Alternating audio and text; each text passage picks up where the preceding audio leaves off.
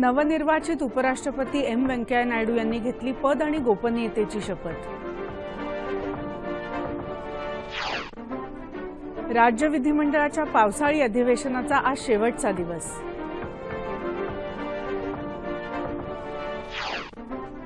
राम जन्मभूमी विवादाबाबत सर्वोच्च न्यायालयात आजपासून सुनावणीला सुरुवात। स्वच्छथॉन या राष्ट्रव्यापी अभियानाच्या राज्यातल्या कार्यक्रमाचा आज प्रारंभ।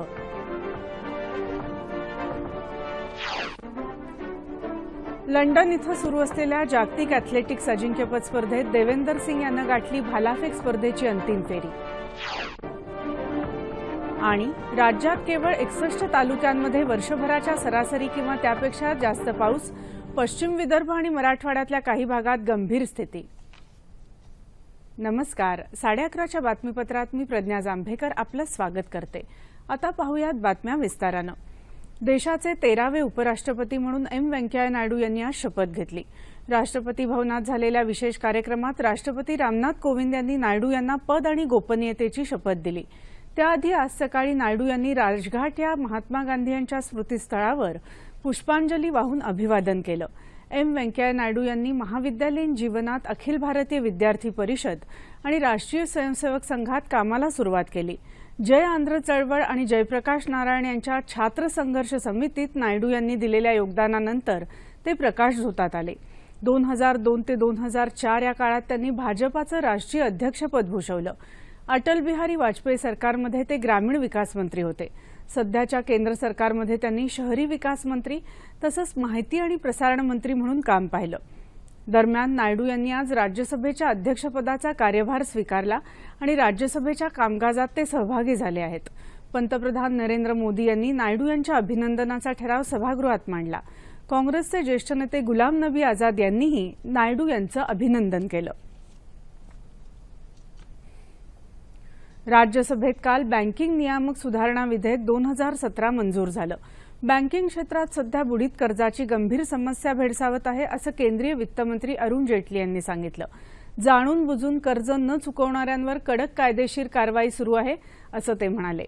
वाढती कर्ज आणि छोट्या कर्जदारांपर्यंत पोहोचण्याची बँकांची असमर्थता यावर कायदेशीर मार्गाने उपाययोजना करण्याचं सरकारनं ठरवलं आहे असंही त्यांनी सांगितलं। बुडीत कर्जाचा प्रश्न सोडवण्यासाठी रिझर्व्ह बँकेकडून बँकांना निर्देश द्यायची तरतूद नव्या विधेयकात केली आहे। त्यामुळे रिझर्व्ह बँकेला या विधेयकाद्वारे मोठी मदत होणार आहे। विशिष्ट बुडीत कर्जाच्या प्रकरणी दिवाळखोरी प्रस्ताव प्रक्रिया सुरू करून जुनी प्रकरणं थेट निकाली काढण्यासाठी आता केंद्र सरकार भारतीय रिझर्व्ह बँकेला अधिकार बहाल करेल आणि रिझर्व्ह बँक तसे आदेश बँकांना देऊ शकेल। हे विधेयक लोकसभेनं आधीच मंजूर केलं आहे। मुंबई आणि उपनगर परिसरातल्या पागडी तत्वावर असणाऱ्या घरांची दुरावस्था लक्षात घेऊन त्यांच्या दुरुस्तीसाठी भाडेकरूंना परवानगी आणि मालकी हक्क देण्यासंदर्भात राज्य शासन येत्या 15 दिवसात समिती स्थापन करेल आणि घरमालक, भाडेकरू आणि लोकप्रतिनिधी यांच्याशी चर्चा करून 3 महिन्यांच्या आत कायदा आणू असं आश्वासन गृहनिर्माण राज्यमंत्री रवींद्र वायकर यांनी आज विधानसभेत दिलं। सर्वोच्च न्यायालयात हे प्रकरण न्यायप्रविष्ट असून तिथं योग्यरित्या बाजू लावून धरण्यासाठी नवीन वकिलांची नेमणूक केली जाईल असंही वायकर यांनी या संदर्भातल्या लक्षवेधीच्या उत्तरात सांगितलं। अशी माहिती आमच्या प्रतिनिधी श्वेता भालेकर यांनी दिली आहे। मराठवाड्यात आतापर्यंत 75% कमी पाऊस झाला असून ऑगस्टमध्ये केवळ 5% पाऊस झाल्याचा परिणाम पिकांवर होण्याची शक्यता आहे। या पार्श्वभूमीवर सरकार शेतकऱ्यांच्या पाठीशी खंबीरपणे उभं राहील अशी ग्वाही कृषी राज्यमंत्री सदाभाऊ खोत यांनी विधान परिषदेत दिली। या संदर्भात राष्ट्रवादी काँग्रेसचे अमरसिंह पंडित यांनी अल्पकालीन चर्चा उपस्थित केली होती असं आमच्या प्रतिनिधी सोनल चव्हाण यांनी कळवलं आहे। आता थेट जाऊया विधिमंडळातल्या कामकाजाकडे। राज्य विधिमंडळाच्या पावसाळी अधिवेशनाचा आज शेवटचा दिवस आहे। माझ्या दालनामध्ये आपण संबंधित अधिकाऱ्यांवर आपल्या संबंधित सन्मान्य सदस्यांची बैठक आयोजित करण्यात येईल आणि या बाबतीमधला पुढचा निर्णय घेण्यात येईल। लक्षवेधी क्रमांक 15 वितरित केल्याप्रमाणे अध्यक्ष महोदय, हा संपूर्ण राज्यासाठी अतिशय महत्त्वाचा विषय आहे। भारतीय वन अधिनियम 1927 ला लागू झाला आणि त्यापासून 1965-70 पर्यंत वेगळ्या प्रकारे राज्यातील वन जमिनी वाढवण्याचा आपण प्रयत्न केला। त्याचा भाग म्हणून 35(1) आणि 35(3) प्रमाणे आपण वेगळ्या वर्षी लोकांना नोटीस दिल्या की ज्यांच्या क्षेत्रामध्ये वनसदृश्य परिस्थिती आहे.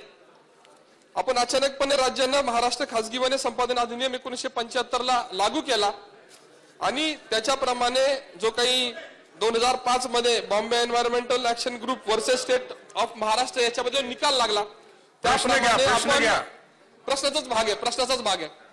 तर त्याच्याप्रमाणे आपण खासगी जमिनीवर खासगी वन अशा प्रकारचा शेरा त्या ठिकाणी त्या निकालाप्रमाणे टाकला. त्याच्यामध्ये कुठल्याही प्रकारे कायदेशीर प्रक्रिया पार पाडलेली नाही. काही पर्यावरण संदर्भातल्या काही मंडळींनी जो आग्रह धरला त्या आग्रहाला बळी पडून शासनाने हा निर्णय घेतलेला आहे. त्यामुळे माझा पहिला प्रश्न राहील की त्यानंतर 2014 मध्ये Godrej and boys versus state of Maharashtra या केसमध्ये सुप्रीम कोर्टनं या दिलेल्या नोटिसा या कालबाह्य झालेल्या असल्यामुळे त्या नोटिसा रद्दबातल ठरवाव्या अशा प्रकारे सूचना दिलेल्या आहेत. त्याप्रमाणे आपण केंद्र शासनाला प्रस्ताव सादर केलेला आहे. त्याच्यामध्ये हे खासगी वन हा जो शेरा आहे हा आपण कधीपर्यंत काढणार हा माझा पहिला प्रश्न आहे.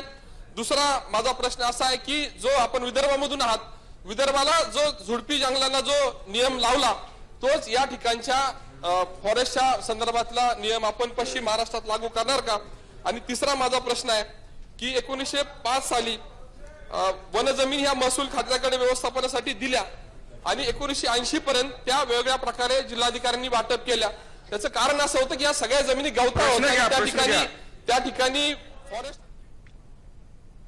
वाहनांमुळे होत असलेल्या प्रदूषणाबाबत सर्वोच्च न्यायालयानं चिंता व्यक्त केली असून विमा कंपन्यांनी वाहनधारकांकडे वाहन प्रदूषण नियंत्रणात असल्याचं प्रमाणपत्र अर्थात पीयूसी असल्याशिवाय विमा नूतनीकरण करू नये असे निर्देश न्यायालयानं दिले आहेत.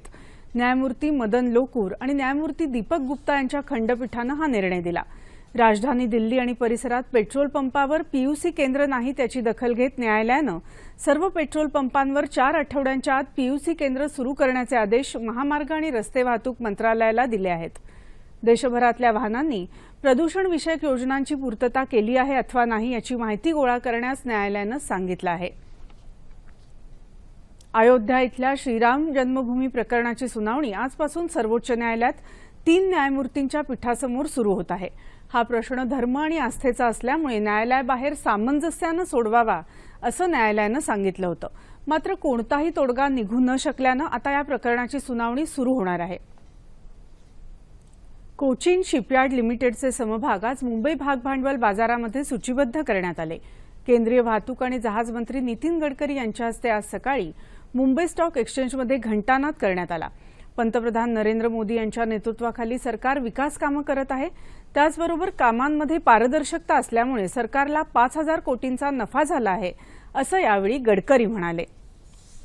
राज्यातल्या शेतकरी उत्पादक कंपन्या आणि सहकारी संस्थांनी उत्पादित केलेल्या उत्पादनाला योग्य बाजारपेठ उपलब्ध होण्यासाठी नाफेड आणि ग्राहक महासंघ यांनी सहकारी संस्था आणि शेतकरी उत्पादक कंपन्यांना सभासद करून घ्यावं अशा सूचना सहकार मंत्री सुभाष देशमुख यांनी संबंधितांना केल्या.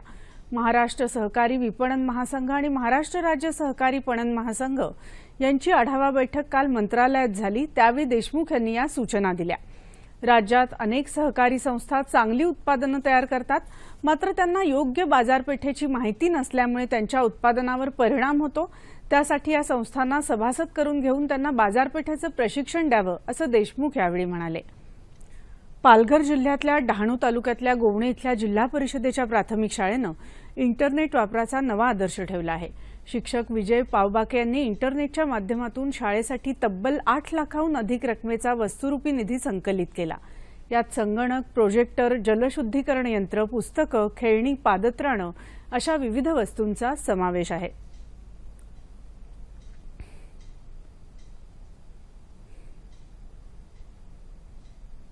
सामाजिक कार्यातून, सामाजिक निधीतून शाळेसाठी जर काही निधी उपलब्ध झाला तर त्यासाठी सर्व शिक्षक महाराष्ट्राभर प्रयत्नशील आहे. यातून प्रेरणा घेऊन मी असं ठरवलं की आमच्या गोवणे शाळेसाठी जर आपल्याला काही निधी मिळवता आला व मुलांना तंत्रज्ञानाच्या सहाय्याने शिक्षण देता आले तर चांगले होईल. आणि त्या दृष्टीने मी शोध सुरू केला. यासाठी माझ्या सोबतीला होते मोबाईल आणि इंटरनेट. मी गुगलवरती सर्च केले की आपल्याला वेगवेगळ्या NGOs कुठल्या आहेत आणि त्यांची मी एक यादी बनवली. त्यांचे कॉन्टॅक्ट नंबर घेतले, ईमेल घेतले आणि त्यानुसार शाळेसाठी काही ज्या टेक्निकल गोष्टी आवश्यक आहे त्यानुसार अर्ज तयार केला आणि मग तो अर्ज त्याची सॉफ्ट कॉपी सर्व ईमेलला मी सेंड केली एकाच वेळेस. त्यासाठी बराच वेळ गेला आणि काही दिवसानंतर जे इच्छुक दाते आहेत त्यांच्याकडून प्रतिक्रिया यायला सुरुवात झाली आणि वेगवेगळी त्यांनी शाळेसाठी मदत उपलब्ध करून दिली. त्यामध्ये शाळा डिजिटल होण्यासाठी आम्हाला सहकार्य लाभलं. केंद्र सरकारचं पेयजल आणि स्वच्छता मंत्रालय आणि राज्य सरकारच्या पाणीपुरवठा स्वच्छता विभागाच्या वतीनं राबवण्यात येणाऱ्या स्वच्छथॉन या राष्ट्रव्यापी अभियानाचा आज मुंबईत सह्याद्री अतिथीगृहात सुरुवात झाली. पाणीपुरवठा आणि स्वच्छता मंत्री बबनराव लोणीकर यावेळी उपस्थित होते. स्वच्छ भारत मिशन ग्रामीण या कार्यक्रमाला 3 वर्ष पूर्ण होत आहेत. त्यानिमित्तानं स्वच्छथॉन या अभियानाचं आयोजन करण्यात आलं आहे. हा कार्यक्रम राबवताना गेल्या 3 वर्षात आलेल्या अडचणींवर सामाजिक सहभाग वाढवून नाविन्यपूर्ण उपाय शोधणं हा या अभियानाचा मुख्य उद्देश आहे. हे अभियान देशपातळीवर 3 टप्प्यात राबवण्यात येणार आहे. या अंतर्गत पहिल्या टप्प्यात व्यक्ती आणि संस्थांकडून नवनवीन कल्पनांबाबत ऑनलाईन अर्ज 15 ऑगस्टपर्यंत मागवण्यात येणार आहेत. लंडन इथं सुरू असलेल्या जागतिक अॅथलेटिक्स अजिंक्यपद स्पर्धेत देवेंदर सिंग यानं पुरुषांच्या भालाफेक स्पर्धेची अंतिम फेरी गाठली आहे.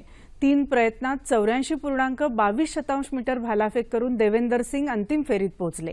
अशी कामगिरी करणारे सिंग हे पहिले भारतीय खेळाडू आहेत. कनिष्ठ गटात जागतिक विक्रम करणाऱ्या नीरज चोप्राला मात्र अंतिम फेरी गाठता आली नाही.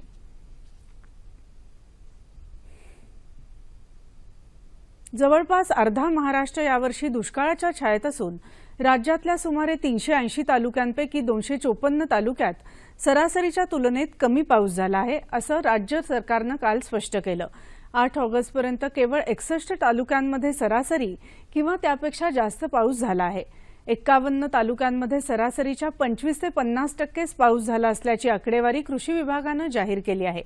पश्चिम विदर्भ आणि त्यालगत असलेल्या मराठवाड्याच्या काही भागात पाण्याची परिस्थिती गंभीर असल्याचं कृषी मंत्री पांडुरंग फुंडकर यांनी सांगितलं. पुढच्या आठवड्यापर्यंत पाऊस झाला नाही तर कृषी विभाग पीक सर्वेक्षण करेल असंही ते म्हणाले. राज्यातल्या बहुतांश भागात गेल्या महिन्यात चांगला पाऊस झाला, मात्र त्यानंतर पावसानं ओढ दिल्यानं शेतकरी वर्ग चिंतातूर झाला आहे. जालना जिल्ह्यात आतापर्यंत वार्षिक सरासरीच्या केवळ 32% इतकाच पाऊस झाल्यानं पिकांबरोबरच काही भागात पिण्याच्या पाण्याचा प्रश्नही गंभीर झाला आहे. उडीद, मूग, मका, तूर, सोयाबीन आणि कापूर या पिकांना धोका निर्माण झाला आहे. काही भागात दुबार पेरणी करून देखील पिकं वाया गेली आहेत. पावसानं हुलकावणी दिल्यानं बहरलेली पिकं करपू लागली आहेत.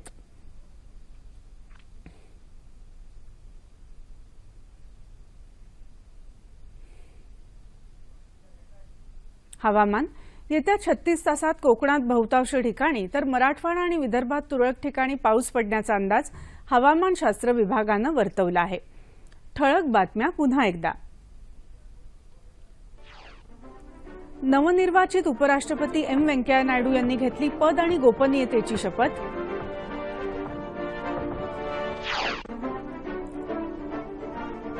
राज्य विधिमंडळाच्या पावसाळी अधिवेशनाचा आज शेवटचा दिवस. राम जन्मभूमी विवादाबाबत सर्वोच्च न्यायालयात आजपासून सुनावणीला सुरुवात. स्वच्छथॉन या राष्ट्रव्यापी अभियानाच्या राज्यातल्या कार्यक्रमाचा आज प्रारंभ.